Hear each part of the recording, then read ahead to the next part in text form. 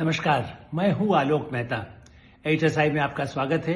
हमारा अनुरोध है कि आप HSI देखें, लाइक करें, सब्सक्राइब करें, मित्रों को, ग्रुप्स को फॉरवर्ड करें और उनसे भी आग्रह करें कि वे भी सब्सक्राइब करें ताकि अधिकाधिक दर्शकों तक नियमित रूप से हमारी बात पहुंचे। उनकी राय, उनके कमेंट्स, आपकी राय, आपके कमेंट्स भी हमको मिल सके। पावन पर्व लोहड़ी और पोंगल और मकर संक्रांति पूरी सौर, जैसे कह सकते हैं कि पूरा हमारा सौरमंडल है, उस दृष्टि से भारत के लिए जो महत्वपूर्ण पर्व, उसकी मंगल कामनाएं, शुभकामनाएं हमारे सारे दर्शकों को, भारतवासियों को, बल्कि विश्व समुदाय के लिए भी हम कहें कि भारत तो यही चाहता है, जो मैं बार बार कहता हूं, कि सबके लिए शांति, सुख, समृद्धि लाए। और ज्योतिष विज्ञान जो कहता हो, आप तो उसकी कई बातें सुनते होंगे। व्यवहारिक बात राजनीति यदि की जाए तो आज भारतीय जनता पार्टी ने यह औपचारिक घोषणा कर दी कि 20 जनवरी को नए अध्यक्ष का चुनाव संपन्न, औपचारिकता कहना चाहिए। वैसे आप जानते ही हैं कि जिस ढंग से उनको नियुक्त किया गया है, नए अध्यक्ष के लिए कार्यकारी अध्यक्ष बनाया गया पहले, और उसके बाद नवीन जी, जिनका इसको कह सकते हैं कि पूरा हमेशा ये माना जाता है कि भारत में कैसे परिवर्तन होते हैं, पार्टी की दृष्टि से नितिन, अब लोग समझते गडकरी है, नहीं, नितिन नवीन, और इसलिए नाम पहला हो, पहले भी अध्यक्ष नितिन रहे हैं गडकरी, तो एक आगे के चुनाव, जैसे कह सकते हैं कि 2029 के चुनाव तक जो प्रभावी हो सके, उनकी घोषणा होगी। लेकिन ये बात तो आपको पहले से मालूम है, इसमें मैंने कोई नई बात नहीं लिखी, आज तारीख की घोषणा की गई है। लेकिन इसके साथ ये भी मानिए कि पूरे भारतीय जनता पार्टी में और संघ की दृष्टि से भी जिनकी नई जिम्मेदारियां होंगी, वो भी जनवरी माह में इन ग्रह नक्षत्रों के साथ बदलाव होगा। राज्यों में मंत्री हैं, केंद्र में मंत्री हैं, मुख्यमंत्री हैं, जो इस परिवर्तन के, ये जो ग्रह नक्षत्र हैं, संसद सत्र से पहले कुछ परिवर्तन के आसार दिखाई दे रहे हैं। और इसलिए मैं भविष्यवाणी से कहूँ, 2 लोग जानते हैं ज्यादा बात, और अब तो वैसे नए अध्यक्ष बने हैं, उनको अंदाज होगा, पूर्व अध्यक्ष। लेकिन देखा जाए तो प्रधानमंत्री नरेंद्र मोदी, जो पार्टी जिनके बल पर ही आगे बढ़ती है, और गृहमंत्री अमित शाह, और अब नितिन नवीन जो आए हैं, उनसे विचार विमर्श, उनका भी सबसे मार्गदर्शन सबसे लगातार मिल रहे हैं। और इस दृष्टि से आगे की जो दृश्य है भारतीय राजनीति का, खास करके सत्तारूढ़ और तात्कालिक चुनौती जो है वो है ही कि बंगाल, तमिलनाडु, केरल, ये जो चुनाव है वो तो अपनी चुनौती अपनी जगह है। लेकिन जो भी प्रधानमंत्री नरेंद्र मोदी की रणनीति ये होती है कि अभी नहीं, अगले 10 साल 20 साल विकसित भारत की तरह से जो आगे पार्टी को भी तैयार करना है, किन युवा नेतृत्व को पार्टी का अध्यक्ष का बनाने का जो लक्ष्य है, उसमें पार्टी के लोगों की सहमति के साथ हुआ। ऐसा भी नहीं कि जो चुनाव की औपचारिकता पूरी होगी।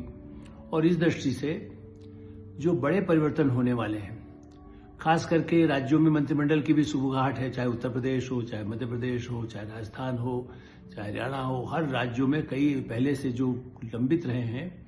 और जैसे कहा जाता है कि चलिए अब नया वर्ष शुरू हुआ है, मकर संक्रांति से भी कई नया दौर मानते हैं। इसके बाद आप देखिए वसंत पंचमी भी इसी महीने में आएगी, तो ये उत्सव का एक कार्यक्रम शुरू हो गया है।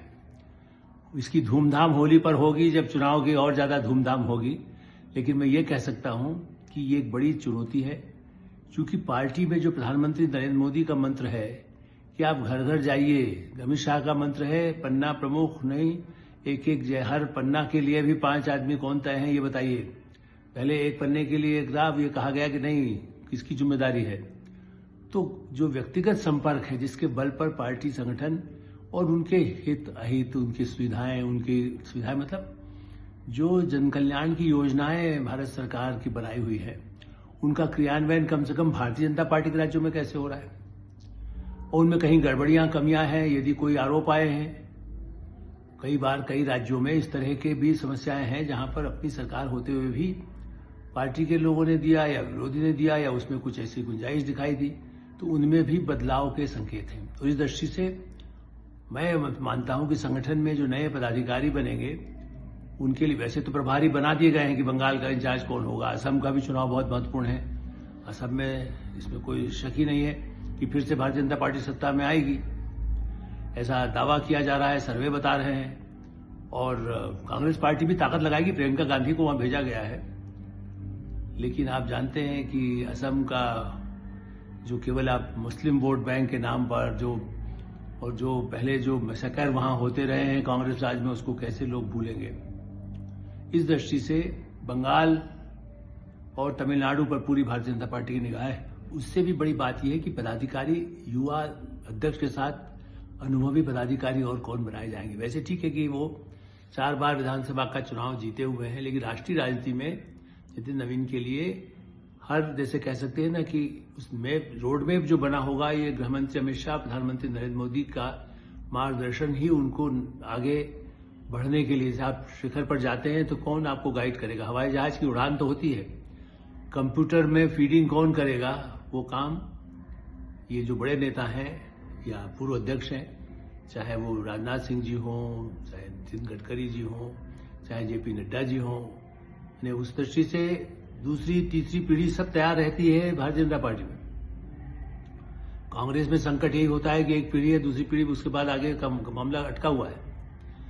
इस दृष्टि से उत्तर प्रदेश में मंत्रिमंडल में किस तरह से परिवर्तन हो, मध्य प्रदेश में परिवर्तन हो तो उनमें कहाँ जो गैर जिम्मेदार या जो गलत हो रहा है, जो घोषणाएं हो रही हैं लेकिन अमल नहीं हो रहा है, कहाँ उसकी कमियां हैं, मंत्रियों में कहाँ गड़बड़ है, कहाँ उन पर आरोप आ रहे हैं, कहाँ पानी के संकट है, कहाँ गोमांस बिकने लगा है।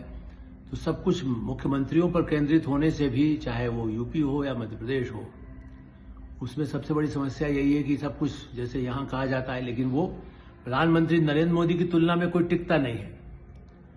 ये तो पूर्व के मुख्यमंत्रियों और प्रधानमंत्रियों की तरह ही ये बात कही जा सकती है कि उनमें जैसा जो क्षमता प्रधानमंत्री नरेंद्र मोदी की है, वैसा आज के समय में कोई ये सोचे कि हम भी उसी तरह से काम करके करेंगे। उनका अनुगमन करें, उनकी नीतियों को, आयुष्मान भारत लागू करना है, पानी लोगों को घर में अच्छा पेयजल देना है, बिजली पहुंचाना है, या शिक्षा के अच्छे प्रबंध करना है, चिकित्सा का प्रबंध करना है, जन समस्याओं के लिए योजनाओं, विकास, बड़े पैमाने पर रोजगार के लिए निजी क्षेत्र में स्किल डेवलपमेंट कैसे होना है, वो सब बातें जिसके लिए छत्तीसगढ़ को ध्यान दिया जाता है, बिहार को ध्यान, जो कि बिहार से तो अध्यक्ष ही आए हैं, वहां बड़े परिवर्तन की आवश्यकता नहीं होगी। लेकिन बेहतर यही है कि उन राज्यों में क्रियान्वयन और उसका असर पड़ोसी राज्यों में पड़ता है। जो मध्य प्रदेश यूपी में होगा उसका असर मध्य प्रदेश पर पड़ेगा, उसका असर बिहार में पड़ेगा। तो मैं इसलिए भविष्यवाणी किसी नाम की नहीं कर रहा हूं। मैं खाली ये बताना चाहता हूं कि इस मकर संक्रांति के साथ जो ग्रह नक्षत्र बदले हैं, भारतीय जनता पार्टी में कई नेताओं के ग्रह नक्षत्र बदलने वाले हैं।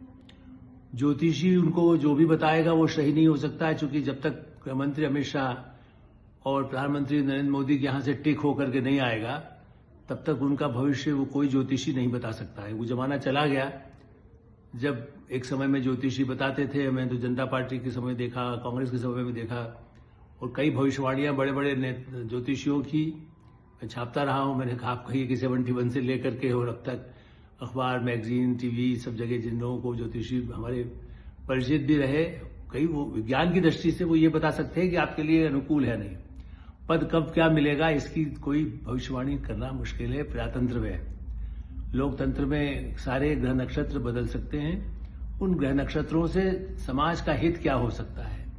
युद्ध की काली छाया, जैसे पाकिस्तान के मुद्दे पर भी ये लोहड़ी के समय पर आर्मी के चीफ ने आज फिर बता दिया। जो कांग्रेस जो मूर्खतापूर्ण जैसे बयान लेकर के पूछती थी, आज कहा कि पाकिस्तान के 100 से अधिक लोग मारे गए सिंदूर ऑपरेशन में। केवल 3 दिन में अंदर घुसने की जरूरत नहीं पड़ी थी, उसके बिना भी उनके विमान गिरा दिए गए। उन्होंने ताहिमाम कर लिया कि कहीं हम परमाणु से हम तो पूरा देश बर्बाद हो जाएगा, ये जाकर के चीख पुकार किया। ये बातें तो अमेरिका भी मान रहा है। आर्मी चीफ का आज ये कहना, उन्होंने कहा कि सिंदूर ऑपरेशन खत्म नहीं हुआ है। हाँ, जम्मू कश्मीर में स्थिति काफी सामान्य हो गई है, ये सही है, बिकॉज उनको डर है पाकिस्तान को बैठा है। तो सुरक्षा का एक मुद्दा है, फिर आर्थिक जो टैरिफ का मुद्दा है। तो पार्टी का भी ये काम होगा कि आर्थिक स्थितियों से जो परेशानियां जनता के बीच में कुछ आती है, चाहे टेक्सटाइल इंडस्ट्री है, यदि असर है तो उनमें उनके लिए कैसे उनको राहत मिलेगी, कैसे उनकी एक्सपोर्ट के लिए क्या सुविधाएं, छोटे छोटे उद्यमी हैं उनको क्या सुविधा हो सकती है। सबसे बड़ा काम होता है रोजगार के लिए स्किल डेवलपमेंट। सरकारी नौकरी के जो वायदे किए जाते हैं, वो सरकारी नौकरियां दुनिया में कहीं नहीं है जितनी भारत में है। उसके बाद भी उसको भी बढ़ा करके केवल जनता से, उसी के माँ बाप से लेकर के, उनके परिवार के लोगों से लेकर के उनको देना, वो जितना आवश्यक है वो रहेगा। लेकिन कंप्यूटराइज आप चाहते हैं, बच्चों का आप आईपैड और कंप्यूटर का एकदम टेक्नोलॉजी के एक्सपर्ट बना देंगे और उसके बाद कहेंगे कि चपरासी की नौकरी करे क्या? नहीं, उसके बाद वो अपने आत्मनिर्भर होकर के, जो आत्मनिर्भर भारत का नारा है, तो मुझे लगता है कि भारतीय जनता पार्टी एक इस नए दौर में नए अध्यक्ष और केंद्र राज्यों में जो परिवर्तन होते हैं उनके बल पर सबके ग्रह नक्षत्र ठीक करने की कोशिश करेगी। यही हम आशा करते हैं और हम शुभकामना देते हैं। HSI में विराम देते हैं। आप HSI देखते रहें, लाइक करें, सब्सक्राइब करें, मित्रों को ग्रुप्स को फॉरवर्ड करें और आपकी कोई राय हो तो अवश्य अवगत कराएं। धन्यवाद, नमस्कार।